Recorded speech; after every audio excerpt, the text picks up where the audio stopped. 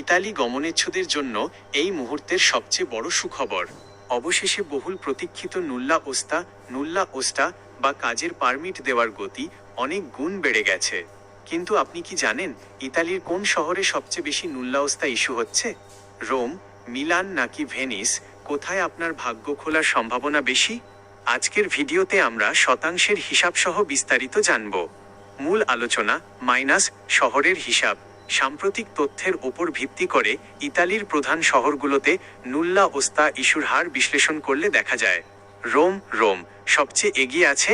রাজধানী রোম, এখানে নুল্লা ওস্তা ইস্যুর হার প্রায় 50%, অর্থাৎ আবেদনকারীদের একটি বড় অংশ এখান থেকে সুখবর পাচ্ছেন।